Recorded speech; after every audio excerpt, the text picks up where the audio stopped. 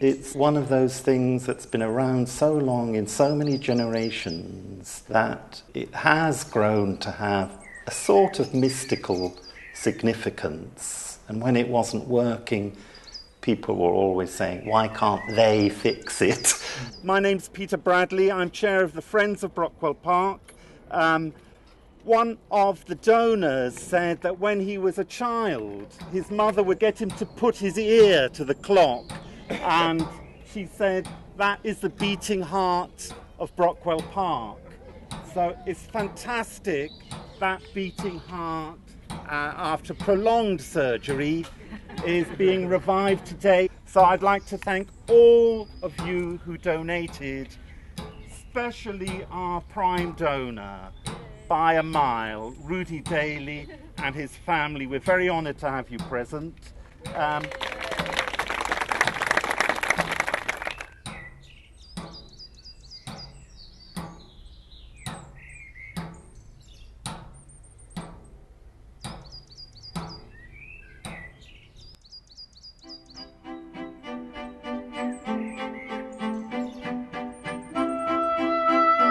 Brockwell Park, London SE24, was farmland until a chandelier maker called John Blades laid out the estate in 1811. It looks much the same today, and close to the centre of London is a vital lung for an expanding city. 126 acres of breathing space, a jewel in the great crown of the capital, and one of the finest legacies of the Victorian age. There was huge pressure on land in South London at the time with the railways. This estate was pegged out for housing, but local MP, Thomas Lynn Bristow, the first MP for Norwood, decided that this wasn't good enough and that he would lead a local campaign to buy the land for the public. On the day of the official opening, poor Thomas Lynn Bristow collapsed of a heart attack.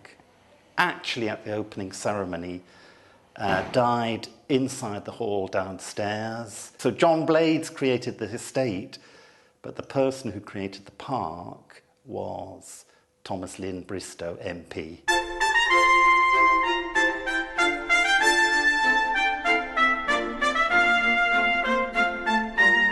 A few years later, in 1897, Queen Victoria celebrated her Diamond Jubilee, a 60-year reign over Britain, empire and technological revolution. The occasion was marked in many ways, but MP for Norwood, Charles Tritton, decided what Brockwell Park needed was a clock. Ever since, the Tritton Clock has been a significant feature embedded in the memories of many a South London child. We thought this was gifted as a clockwork clock, and we felt it was our duty to preserve it as it was.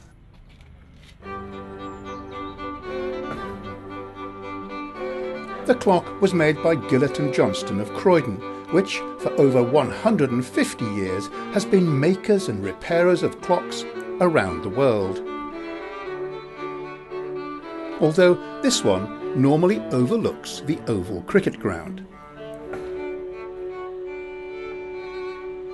This is the original order book dated 1897. The cost of the complete installation was £150 net at the time. The casting, the cast tower, the clock movement and the installation of same. And with many records lost during the Blitz, there was no evidence to show the original colour of the tower. But contemporary photographs clearly showed the original gilding. To discover the precise colour and design, local paint expert Derek Hoare was tasked to look for clues. Well, we took samples, paint samples, but unfortunately it had been shot blasted and repainted before. We have a written record of a journalist at the time talking about a green clock tower, so we were looking at the greens that we could possibly use.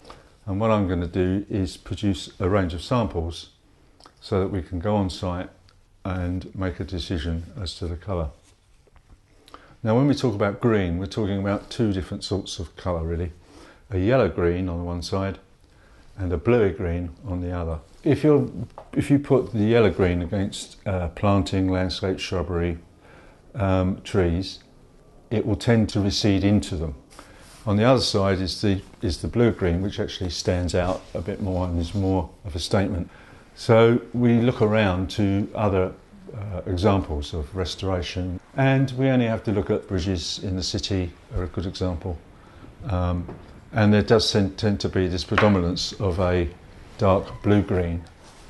So I'm putting together 3 boards, and from that we'll then have a perfect set of examples to which to make the final selection on site. Work all right? It's my preference, but Yeah. I'm just wondering whether it's darker. It's called That's what? the one. 6004, the one you've You've written written down. This one is sort of a bluey green, but it sort of sings out amongst the park. Take the sunglasses off. Have you got any coloration in your sunglasses? I think that's about as close to the original as we can get. So what's interesting about this particular postcard, which we know was sent between 1911 and 1913, around that time, it documents quite clearly how the gilding was done. The top central finial and the finials of the basket around the top of the head were in gold. The quarters, to emphasise the clock face, were in gold, not as of a gold bezel around the clock. It emphasises it more by having just those quarters. But the corner finials and drop finials and the large finials at the bottom of the clock tower seem to have been painted in the clock tower colour. What separates the turret from the turret head is some nice carving, and that's the way that Big Ben does it, with carving. Whereas here they've picked out the acanthus leaf, the rail and the buttons in gold, so it lifts the head, it articulates the head from the turret.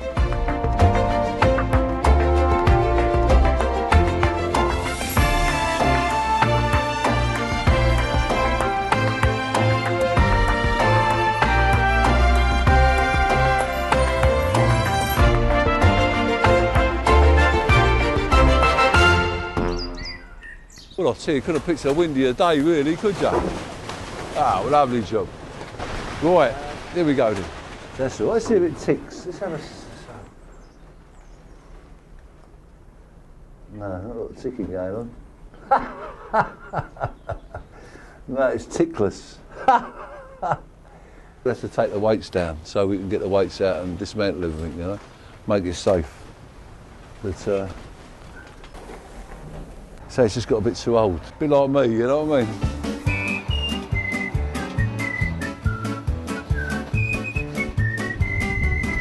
Quite a big old lump. That shouldn't happen. You're lifting it up off of here, you see? Take all that away. It's on a double line, look. See the old cables at it.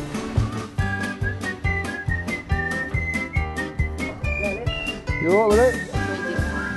It's just rusty rotten, really, you know what I mean? Just wants a bit of TLC, you know? You know, it shouldn't be like this. This is a clock, but they're damp old towers, you know what I mean?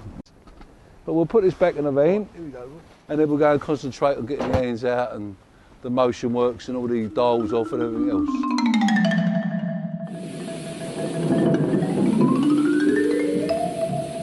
The elevated position in South London means it is vulnerable to high winds. Everything gets a buffeting. You know what, lads, how you getting on there? All right, I've got some tape here, you want some tape?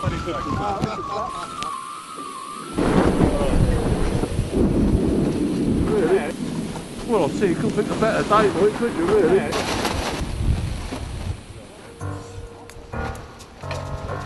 That's the bevel set that comes up on the clock and then drives out to each individual hand. There's your motion work. It's all to do with ratios and stuff. You know? So there we are. So that's the minute hand goes on there and the hour hand goes on there. Right, so that's the south one, isn't it? So what we've got to do now, undo some of these bolts, I think. Well, I think the chance of getting these things undone are pretty... Yeah, well, you've got that diesel there, mate.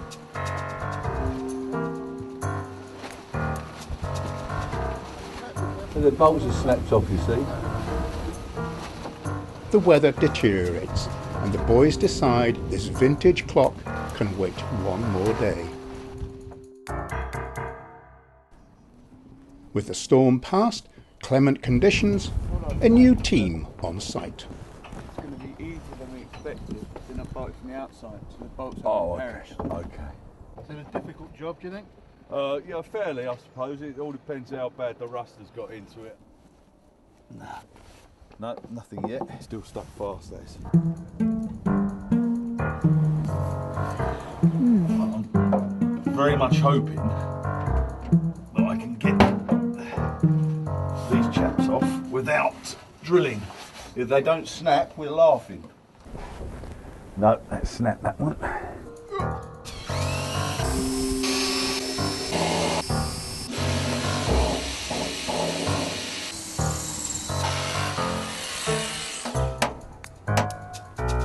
Be lucky here, because that last one I started to shock it and undo it and it seemed to be going.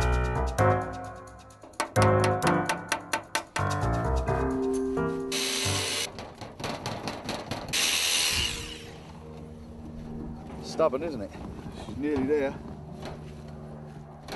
That's it. There you go.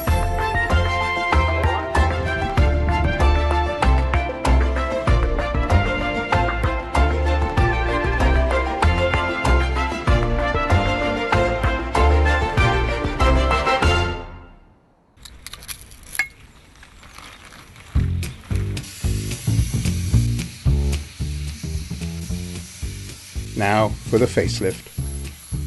It is not known when the tower was painted black, but it doesn't last long.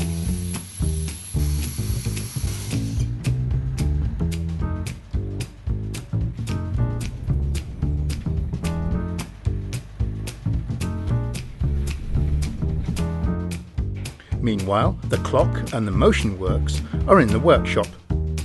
This is what we call an A-frame clock, and being hand wound, the whole unit is in for a complete overhaul. It has a set dial for telling you where the minute hands are, brass gears with solid pinions on it. Some of the bushes need rebushing. Below we have the dial motion works, which is 12-to-1 gearing that drives out to the hands, which are on 4 2-foot diameter clock dials. The traditional way of marking out the Roman numerals is with 4 ones as opposed to a 1 and a V. Mainly it's to keep the dial in balance. In the centre of the tower you have the bevel gears which drive to each individual dial. We also have the copper hands and are ribbed and stiffened to withstand high wind pressure. The pendulum, which is a 2 1/4 pendulum with regulating screws. When you hang the pendulum you can set the escapement into the right beat. In other words, tick-tock, an even tick-tock.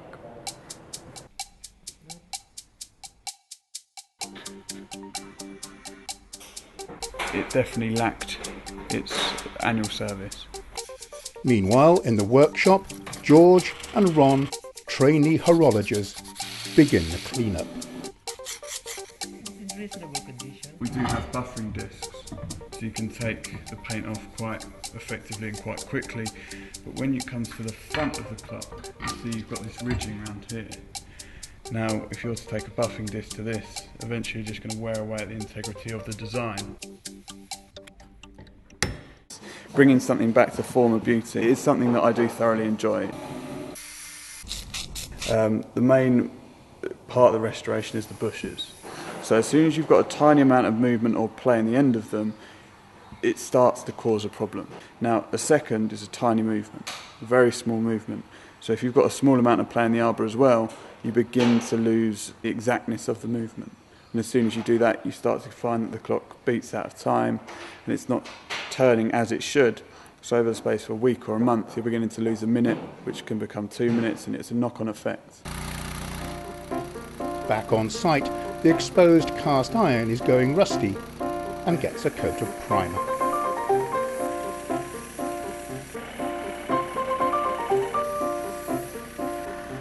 Then the first coat of the committee's choice of blue-green.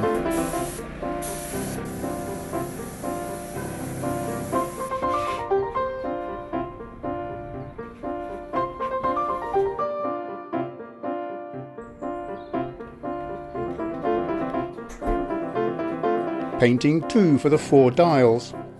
This old dial is completely traced off. The exact shape of the dial is then placed onto the new dial. I can then set out and draw all the cross lines to make sure all of the numeral marks are in exactly the correct position.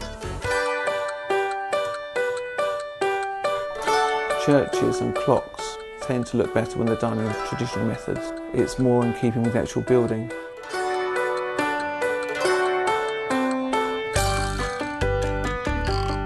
On site, the team set about gilding those areas specified by the early photographs and the committee decision.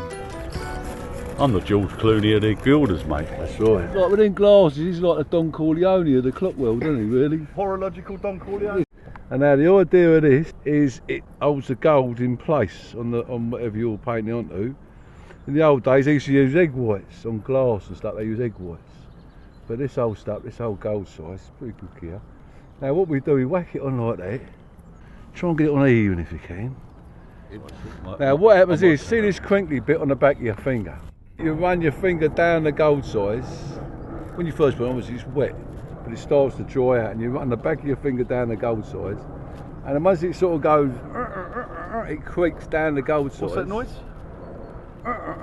It creaks down the gold size like that with your back of your finger. That's when it's ready to put the gold on.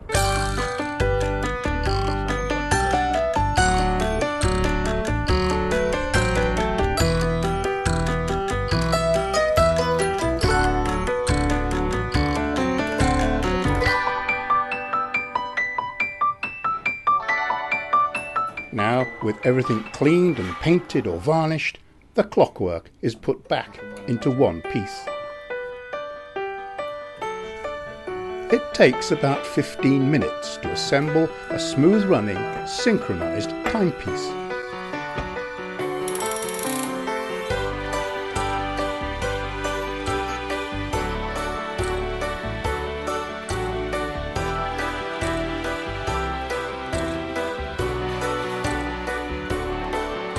See these 2 pallets either side of the escapement? Yeah? Yep. What I'm trying to identify is how far each one moves into the pinwheel. You can hear the timing between the tick and the tock of the clock. The tick, the tock, the tick. And it's got to sound smooth and equal either side to know that you've got a good second beat on the clock.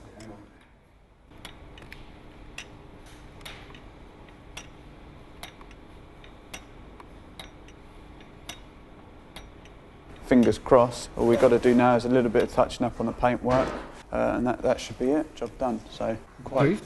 I am pleased, yeah. Yeah, I was hoping not for a horror story.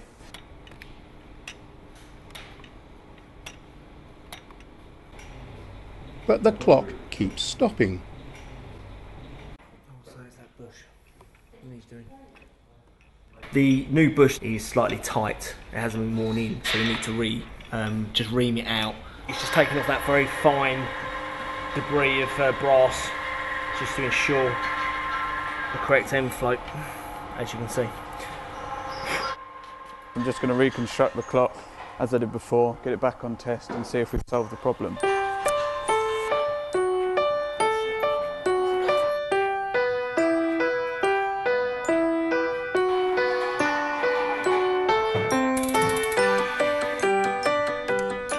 Listening to the clock at the moment for the testing, it's ticking away lovely, it's nice and even.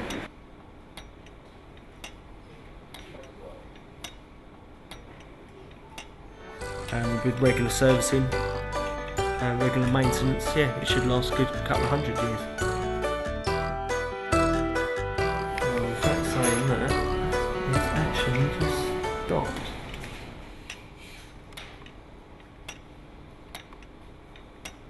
George listens and learns from older and wiser ears. It turns out that the clock just wanted its own original weight and would not be tricked by any old lump of lead. This is a very picky Victorian clock. So how's it going then? You alright, mate? What's happening? You're putting the clock back in? Oh, I'll tell you what, we've got some bits in the motor, mate, I'll tell you.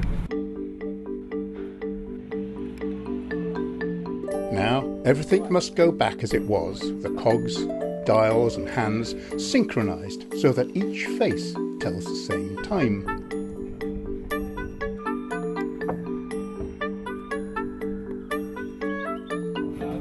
We're trying to relocate where the dials came from to ensure that the new dials go on nicely and they fit central in these rings, which will allow ease of access for the bevels as well, which will sit and go around the outsides.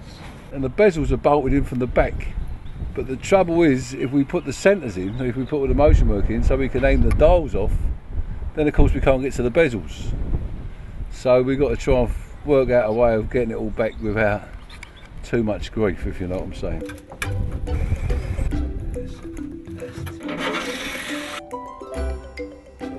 And now what we're going to do now is we can put the motion works in so that we can suspend the dials off the motion work, you see. That's the trick. So they're in the right place. Sometimes they go 1, 2, 3, 4, or 1, 2, 3, 4, go that other way. There was no particular, it drives you mad, so you have to be really careful when you take it apart, is to make sure you know which one goes to which face. I'm just trying to distinguish which one's for which side.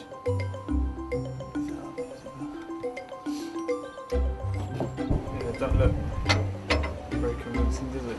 Goes over that side, try over that side. That's the better. Yeah, so that goes there.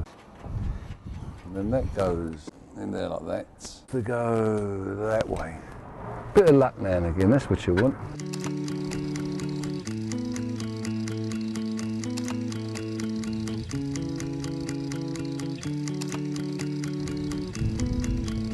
The trick is to get the dial in the right way. Yeah, 12 at the top would be excellent.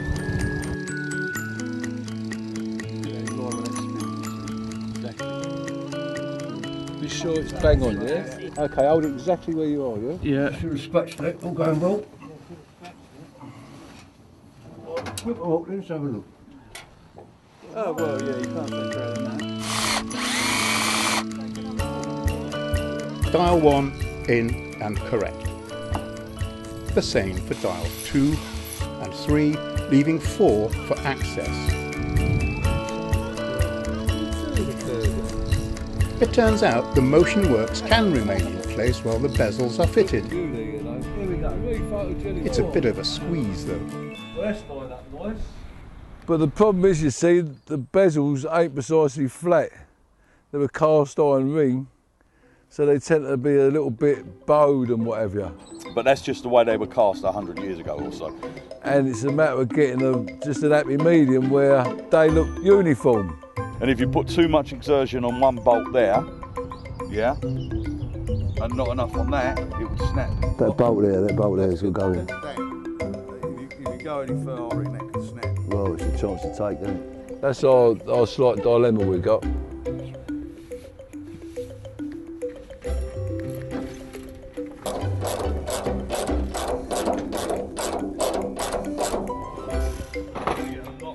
That's lovely, keep going. Oh, what a carry on. It's not sitting right the way back as it should, but it's pretty level, mate. I wouldn't go any further than that in case that pops, you know? Let's have a look. That's all right. Okay. I'd rather mastic it rather than risk breaking it, to be honest, because we'd have to take it back down and start all over again. So it might be best just to leave things alone, really, and settle for what we got, and crack on putting the hands up, you know? That was number 3. The parts are numbered and must be fitted exactly as they were in 1897. One, yeah. And that's number 3, so that should be the one, shouldn't it? Some may still need some old-fashioned persuasion. So they're both balance arms are facing downwards. That means that the hands are facing upwards. So they balance each other out, so the clock's not driving too much weight, you see. That's the idea of it, but you've got to get it in the right place. Right, you ready, Ron? Yep. Just making sure that the hour hand goes on its full extent, you know. Make sure the hand doesn't touch the dial, Ron. So we want our minute hand now. And then we set that up at 12 o'clock like that. That's looking nice. Yeah, it looks right, that's the way. And the thing is, when you've got a public clock, if it ain't working, it's a public clock and it doesn't work, the clock should be set at 12 o'clock. because failure to do so is a £5 in a day fine. Because I mean, in the old days, it was a few quid, a few bob. That was a £5 in a day. It was £5 in a day. It was a big, that was left the old fine, I suppose.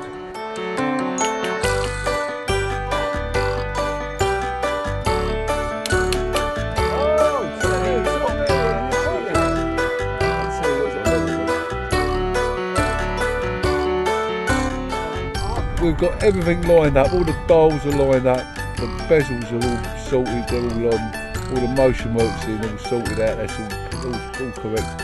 Everything fits, everything's as it should be, you know what I mean?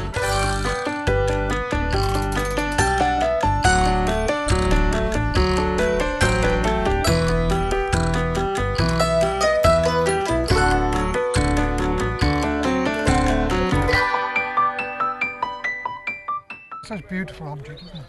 A bit emotional, but really nice. Oh, good. Harmony on 4 sides. The fact that so many people cared about it to donate, I think that's a good sign for the community. Took Rudy to say, I want to have a wonderful memorial to my wife in the park, and it's an honour and a pleasure. I think I've warbled on enough. I now invite the Mayor and the former Mayor to tug hard. Thanks very much, everybody. It looks magnificent. I think it's been beautifully restored. I particularly like the colour, and it's great to have the clock working again. I used to run up that hill when I was about 3, 4, 5 and onwards. The first thing I'd do is run up and put my head next to it just to hear the clunk, clunk, clunk. And now at last the clunk is back. I'm very happy.